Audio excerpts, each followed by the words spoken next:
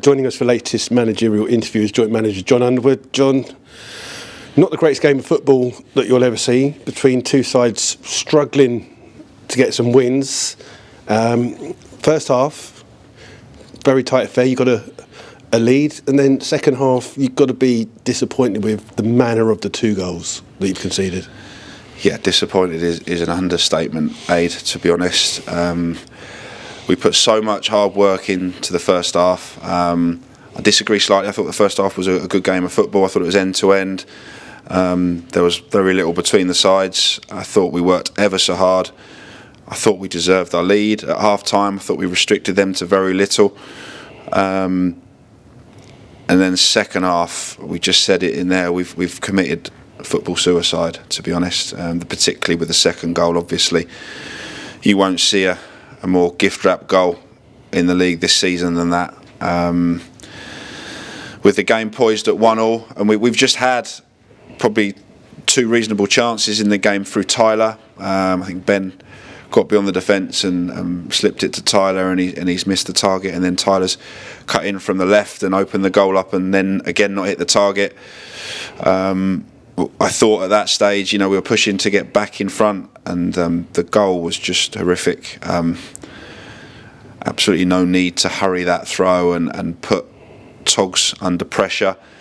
And then obviously a really poor attempt at a clearance from Togs, who misses the ball completely, and they go through and score. A complete gift. I think over the balance of the game, we probably deserved another point here. I don't think we deserved to lose the game.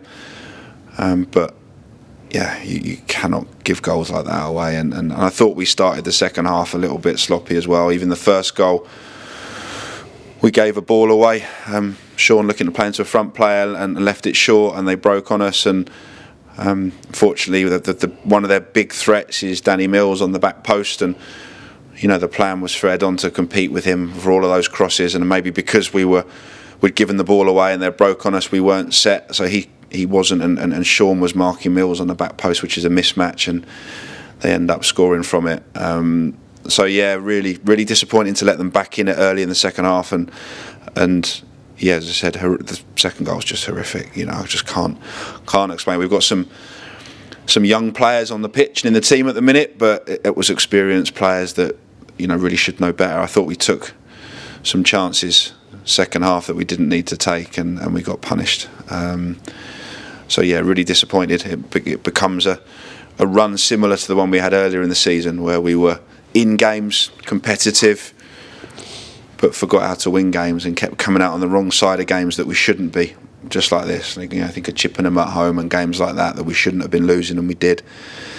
So yeah, we've got some hard work. We need to show some character. I've just been told Ebbsfleet beat St Albans 5-0, so we go to Ebbsfleet Saturday, and it doesn't get any harder, and we have to show character and perform better than we did. Certainly not gift goals like we did second half today.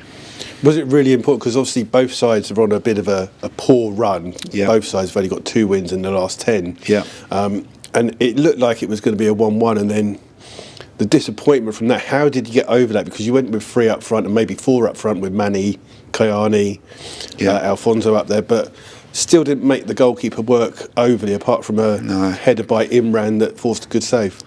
Yeah, the problem with obviously when Ben comes off and then Max comes off is you lose some of that physical presence and aerial ability, and obviously they got big centre halves, and when you chase a game you end up pumping balls forward, and we didn't really have the personnel to hurt them with that. I think our best chances were at 1-1 when the game's still open, and those sorts of players like a Tyler and a Alfonso can hurt teams like that. But yeah, when you start chasing it and having to go a little bit more direct, you kind of play into their hands a little bit. We build this as a must-win game tonight, not because we thought it was going to be an easy game, but we need a win, and we were pleased to come back for a draw Saturday, but we have to start winning games, because not winning and winning becomes a habit, and it's hard to turn around that habit, and we saw tonight as an opportunity, because we're good here, and we're normally pretty good here on a Tuesday night, and we thought if we can get the performance level right, we thought we could win this game. And at half time, I fully believe we were going to. So yeah, it's another game that we haven't won, and that, you know, we have to make sure that doesn't eat away at our confidence. We need to stay strong, and we have to get ready for a tough test Saturday.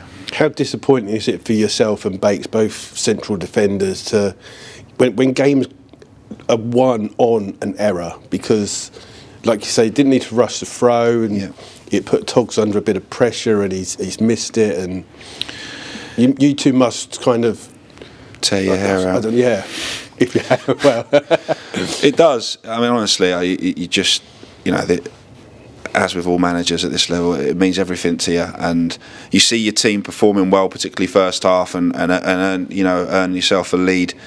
And to just toss it away like that, it makes you want to cry on the sidelines. It kills you. It absolutely kills you, because you know, although we wanted to win, we do the right thing there at 1-1. You know, we're probably going to get another point here, and it's another one unbeaten, and yeah, you don't get the huge kick in the teeth that we've just suffered. So yeah, it kills us. It's horrible. But myself and Bakes and the rest of the sort of management team, and Manny and Trent, we need to show our strength and turn up Thursday and get some positivity back into them, and some belief, and come up with a game plan for Ebbsfleet.